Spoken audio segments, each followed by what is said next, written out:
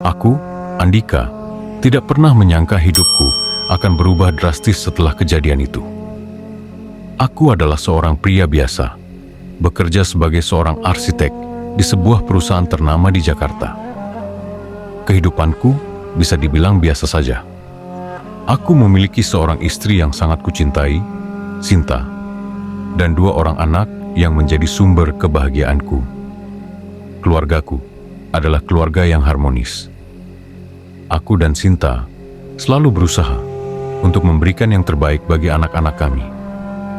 Kami sering menghabiskan waktu bersama, baik itu pergi jalan-jalan, makan malam bersama, atau sekadar menonton film di rumah. Aku sangat mencintai keluargaku, dan aku percaya bahwa kebahagiaan kami akan terus berlanjut. Namun, takdir berkata lain. Suatu hari, aku mendapat tawaran pekerjaan baru di sebuah proyek besar di Kalimantan Barat. Proyek ini adalah proyek yang sangat menjanjikan, dengan gaji yang lebih besar dan kesempatan untuk mengembangkan karirku. Aku tertarik dengan tawaran ini, namun aku juga merasa berat untuk meninggalkan keluargaku. Setelah berdiskusi panjang dengan Sinta, kami akhirnya memutuskan untuk menerima tawaran tersebut. Sinta mendukungku sepenuhnya, dan dia berjanji akan menyusulku setelah aku selesai dengan urusan di Jakarta. Aku sangat berterima kasih atas dukungan Sinta, dan aku berjanji akan segera kembali setelah proyek selesai. Kalimantan Barat adalah sebuah provinsi yang sangat indah. Aku terpesona dengan keindahan alamnya yang masih alami. Hutan-hutan yang hijau, sungai-sungai yang jernih, dan pegunungan yang menjulang tinggi membuatku merasa seperti berada di dunia yang berbeda. Namun, di balik keindahan alamnya, Kalimantan Barat juga menyimpan banyak misteri. Aku mendengar banyak cerita dari masyarakat setempat tentang makhluk-makhluk halus yang hidup di hutan-hutan dan sungai-sungai. Awalnya, aku tidak terlalu percaya dengan cerita-cerita tersebut. Aku pikir itu hanya mitos dan legenda yang berkembang di masyarakat. Namun, seiring berjalannya waktu, aku mulai merasakan sesuatu yang aneh. Aku sering mendengar suara-suara aneh di malam hari, dan aku juga sering melihat bayangan-bayangan hitam yang bergerak di sekitar rumahku. Aku juga mulai merasa tidak nyaman setiap kali berada di hutan atau di tempat-tempat yang sepi. Suatu malam, aku sedang bekerja di proyek. Saat itu sudah larut malam, dan semua pekerja sudah pulang. Aku sendirian di lokasi proyek, dan aku merasa sangat lelah. Aku memutuskan untuk beristirahat sejenak di dalam tenda. Saat aku sedang beristirahat, tiba-tiba aku mendengar suara aneh dari luar tenda. Suara itu seperti suara orang yang sedang berjalan di atas dedaunan kering. Aku penasaran dengan suara itu, dan aku memutuskan untuk keluar dari tenda untuk melihatnya. Aku terkejut melihat sesosok bayangan hitam yang berdiri tidak jauh dari tendaku. Bayangan itu sangat tinggi dan besar, dan bentuknya tidak jelas. Aku tidak bisa melihat wajahnya, karena bayangan itu tertutup oleh kegelapan. Aku sangat takut melihat bayangan itu. Aku ingin lari dari tempat itu, namun kakiku terasa kaku dan tidak bisa digerakkan. Aku hanya bisa berdiri terpaku di tempatku, sambil melihat bayangan itu dengan jantung yang berdebar kencang. Bayangan itu kemudian bergerak mendekat ke arahku. Aku semakin ketakutan, dan aku sudah tidak bisa menahan rasa takutku. Aku berteriak sekuat tenaga, dan aku segera berlari masuk ke dalam tenda. Aku tidak tahu apa yang aku lihat malam itu. Aku tidak tahu apakah itu hanya halusinasi atau sesuatu yang nyata. Namun, sejak saat itu, aku mulai percaya dengan cerita-cerita tentang makhluk-makhluk halus di Kalimantan Barat. Aku juga mulai merasa bahwa ada sesuatu yang tidak beres dengan proyek ini. Aku merasa bahwa proyek ini membawa kutukan bagiku. Aku sering mengalami mimpi buruk, Dan aku juga sering merasa sakit tanpa sebab. Aku menceritakan semua yang aku rasakan kepada Sinta. Sinta terkejut dengan ceritaku, dan dia menyarankan agar aku segera kembali ke Jakarta. Namun, aku tidak ingin meninggalkan proyek ini begitu saja. Aku ingin menyelesaikan proyek ini, dan aku berharap bahwa setelah proyek ini selesai, aku akan bisa kembali ke kehidupan normalku. Namun, aku salah. Kejadian malam itu adalah awal dari mimpi buruk dalam hidupku. Sejak malam itu, teror yang aku alami semakin menjadi-jadi. Aku tidak bisa tidur nyenyak. Setiap kali aku memejamkan mata, bayangan hitam itu selalu muncul di dalam mimpiku. Aku juga sering mendengar bisikan-bisikan aneh yang tidak jelas artinya. Aku menjadi semakin paranoid. Aku merasa bahwa ada seseorang atau sesuatu yang sedang mengawasiku. Aku selalu merasa tidak aman dan tidak nyaman, bahkan di dalam rumahku sendiri. Suatu hari, aku sedang bekerja di proyek. Aku sendirian di dalam kantor, karena semua pekerja sedang berada di luar. Tiba-tiba, aku mendengar suara langkah kaki dari luar kantor. Aku penasaran dengan suara itu, dan aku memutuskan untuk keluar untuk melihatnya.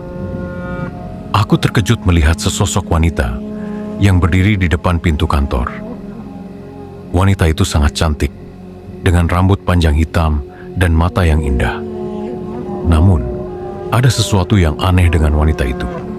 Wajahnya pucat pasi dan matanya terlihat kosong. Wanita itu tersenyum kepadaku, dan dia berkata, "Andika, sudah lama kita tidak bertemu." Aku tidak mengenal wanita itu. Aku tidak pernah melihatnya sebelumnya. Aku bertanya kepadanya, "Siapa kamu? Kenapa kamu mengenalku?" Wanita itu tidak menjawab pertanyaanku. Dia hanya tersenyum dan berkata, "Aku datang untuk membantumu." Aku tidak percaya dengan kata-katanya. Aku merasa bahwa ada sesuatu yang tidak beres dengan wanita ini. Aku mencoba untuk menjauh darinya, namun dia terus mendekatiku. Aku semakin ketakutan. Aku berteriak sekuat tenaga, dan aku berlari masuk ke dalam kantor. Aku mengunci pintu kantor dari dalam, dan aku mencoba untuk menghubungi Sinta. Namun, teleponku tidak ada sinyal. Aku terjebak di dalam kantor. Aku tidak tahu apa yang harus aku lakukan. Aku hanya bisa berdoa dan berharap bahwa wanita itu tidak akan bisa masuk ke dalam kantor. Namun, dugaanku salah. Wanita itu tiba-tiba muncul di hadapanku. Dia menembus dinding kantor, dan dia berdiri tepat di depanku. Aku sangat ketakutan. Aku tidak bisa berkata apa-apa. Aku hanya bisa melihat wanita itu dengan tatapan kosong. Wanita itu tersenyum kepadaku, dan dia berkata, "Jangan takut, Andika. Aku tidak akan menyakitimu." Aku tidak percaya dengan kata-katanya. Aku tahu bahwa dia adalah makhluk halus yang jahat. Aku tahu bahwa dia datang untuk mencelakanku. Wanita itu kemudian mengulurkan tangannya kepadaku. Dia berkata, "Ambil tanganku, Andika. Aku akan membawamu ke tempat yang lebih baik." Aku tidak mau menerima uluran tangannya. Aku tahu bahwa jika aku menerima uluran tangannya, aku akan berada dalam bahaya. Namun, wanita itu terus memaksa. Dia terus mengulurkan tangannya kepadaku, dan dia terus berkata bahwa dia akan membantuku. Aku semakin bingung. Aku tidak tahu apa yang harus aku lakukan. Aku hanya bisa berdoa dan berharap bahwa Tuhan akan melindungiku. Tiba-tiba, aku mendengar suara azan dari masjid yang tidak jauh dari kantor. Suara azan itu membuatku tersadar. Aku ingat bahwa aku adalah seorang Muslim. Aku ingat bahwa aku memiliki Allah yang Maha Kuasa. Aku segera membaca ayat kursi, dan aku berdoa kepada Allah agar melindungiku dari kejahatan makhluk halus. Wanita itu terkejut mendengar suara azan. Dia kemudian menghilang begitu saja. Aku sangat lega. Aku tahu bahwa Allah telah menyelamatkanku dari bahaya. Namun, aku juga tahu bahwa teror ini tidak akan berhenti begitu saja. Aku tahu bahwa wanita itu akan kembali. Aku harus mencari cara untuk menghentikan teror ini. Aku harus mencari tahu siapa wanita itu dan apa yang dia inginkan dariku.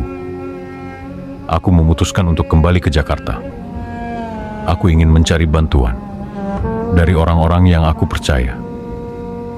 Aku ingin mencari tahu tentang proyek ini dan apa yang sebenarnya terjadi di Kalimantan Barat. Aku berharap bahwa aku akan bisa menemukan jawaban atas semua pertanyaan ini. Aku berharap bahwa aku akan bisa kembali ke kehidupan normalku. Namun, aku salah. Perjalananku ke Jakarta adalah awal dari petualangan yang lebih berbahaya.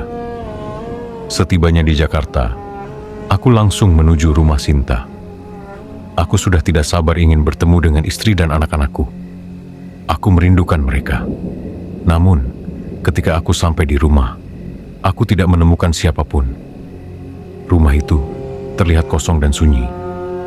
Aku mencoba menghubungi Sinta, namun teleponnya tidak aktif. Aku menjadi khawatir. Aku tidak tahu di mana istri dan anak-anakku berada. Aku mencoba mencari mereka di rumah tetangga, namun tidak ada yang tahu. Aku memutuskan untuk melaporkan kehilangan istri dan anak-anakku ke polisi. Polisi berjanji akan membantu mencari mereka. Sambil menunggu kabar dari polisi, aku mencoba mencari tahu tentang proyek di Kalimantan Barat. Aku mencari informasi tentang perusahaan yang memenangkan proyek tersebut. Aku terkejut ketika mengetahui bahwa perusahaan itu adalah perusahaan yang terkenal angker. Perusahaan itu sering dikaitkan dengan hal-hal mistis dan gaib. Aku mulai curiga bahwa ada sesuatu yang tidak beres dengan proyek ini.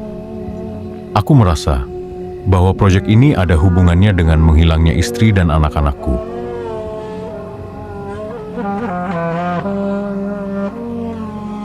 Aku terus mencari informasi tentang perusahaan itu.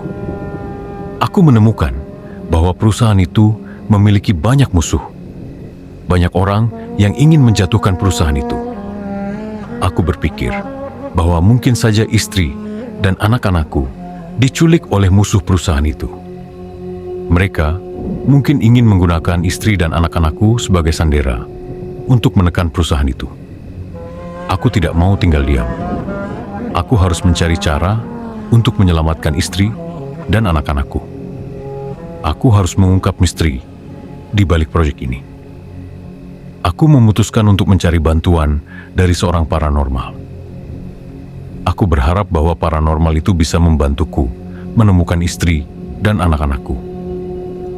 Aku pergi ke rumah seorang paranormal yang terkenal di Jakarta. Aku menceritakan semua yang aku alami kepada paranormal itu. Paranormal itu mendengarkan ceritaku dengan seksama. Dia kemudian berkata, "Kamu telah bersekutu dengan iblis, Andika. Iblis itu telah mengambil istri dan anak-anakmu sebagai gantinya." Aku terkejut mendengar perkataan paranormal itu. Aku tidak percaya bahwa aku telah bersekutu dengan iblis. Paranormal itu kemudian berkata, "Kamu harus segera mengakhiri perjanjianmu dengan iblis. Jika tidak, iblis itu akan terus menghantuimu dan keluargamu." Aku bertanya kepada paranormal itu, "Bagaimana cara mengakhiri perjanjian dengan iblis?" Paranormal itu menjawab, "Kamu harus melakukan ritual khusus. Ritual ini sangat berbahaya, dan kamu membutuhkan bantuan dari orang yang ahli." Aku setuju dengan paranormal itu. Aku ingin mengakhiri perjanjian dengan iblis. Aku ingin menyelamatkan istri dan anak-anakku. Paranormal itu kemudian memanggil beberapa orang yang ahli dalam hal gaib. Mereka membantu aku melakukan ritual untuk mengakhiri perjanjian dengan iblis. Ritual itu berlangsung selama beberapa jam. Aku harus menghadapi berbagai macam cobaan dan godaan dari iblis. Namun, dengan bantuan dari paranormal dan orang-orang ahli gaib, aku berhasil mengakhiri perjanjian dengan iblis. Setelah perjanjian dengan iblis berakhir, aku merasa lega. Aku merasa seperti beban berat telah diangkat dari pundakku. Aku kemudian bertanya kepada paranormal itu, "Di mana istri dan anak-anakku?" Paranormal itu menjawab, "Istri dan anak-anakmu berada di tempat yang aman. Mereka tidak dalam bahaya."